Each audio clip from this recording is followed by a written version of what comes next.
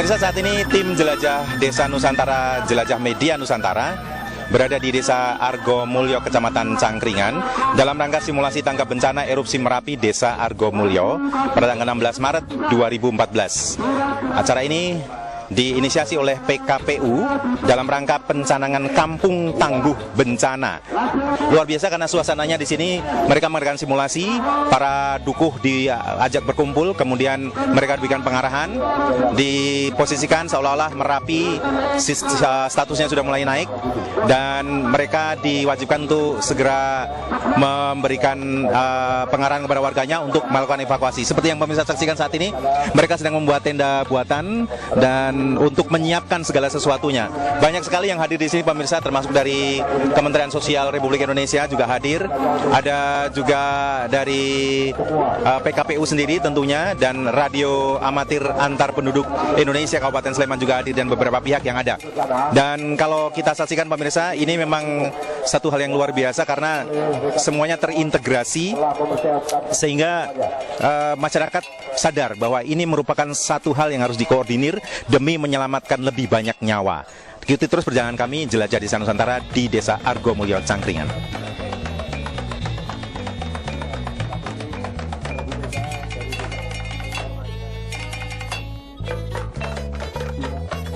Pemirsa Jelajah Desa Nusantara, saat ini tim Jelajah Desa Nusantara sudah bersama dengan Pak Jawad, koordinator PRB ya, dari PKPU Pusat. Pak Jawad, boleh diceritakan ini kegiatan semacam ini diinisiasi oleh PKPU, itu berapa lama berjalan sehingga muncullah simulasi ini dan pengukuhan desa tanggap bencana?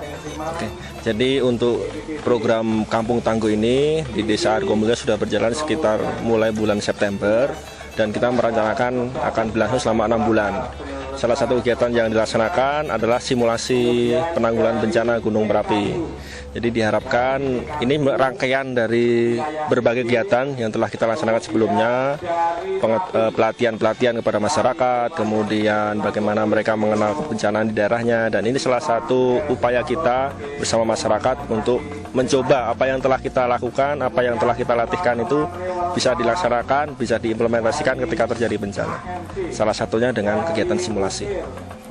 Kalau boleh tahu Pak, kesulitan apa yang muncul awalnya? Apakah ada kesulitan ataukah mulus-mulus saja perjalanan dalam membentuk desa Kampung Tangguh Bencana ini?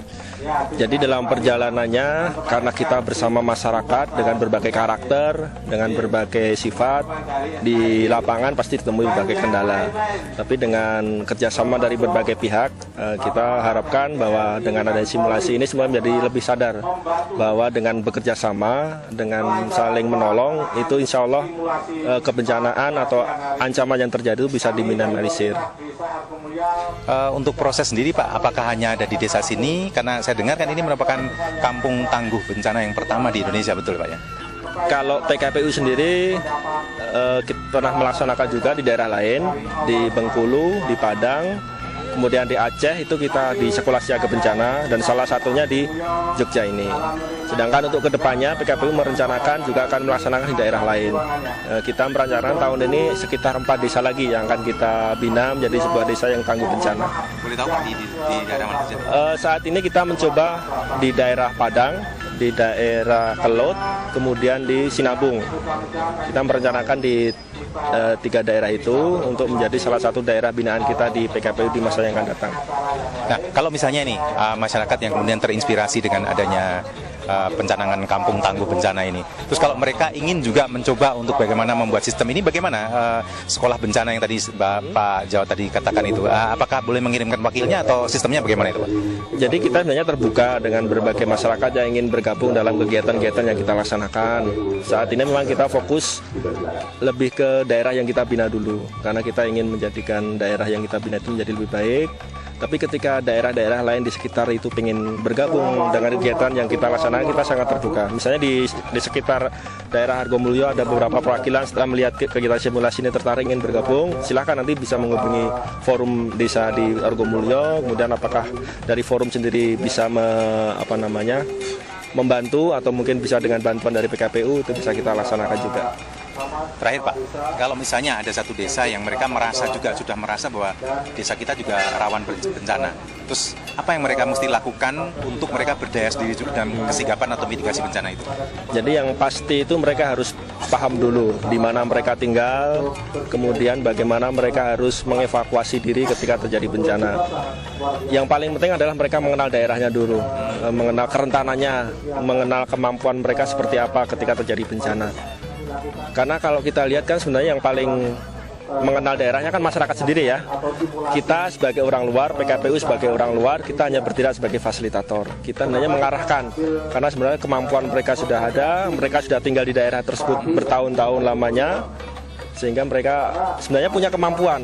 Kita sebagai orang luar hanya mencoba membantu memberikan fasilitasi saja. Gitu. Jadi dari kedalaman. Ya, kita istilahnya kearifan lokal. Kearifan lokal yang telah dipunyai oleh masyarakat itu dalam menghadapi bencana. Karena kan bencana ini sebenarnya sudah dari dulu ada. Bagaimana masyarakat dulu yang pernah tinggal di situ mengatasi atau beradaptasi dengan bencana, itu kita coba gali lagi. Kita ajak mereka untuk mengenal kembali bagaimana peranan masyarakat yang dahulu, sehingga ketika terjadi di masa yang akan datang, mereka menjadi lebih siap. Baik, terima kasih. Terima kasih Pak.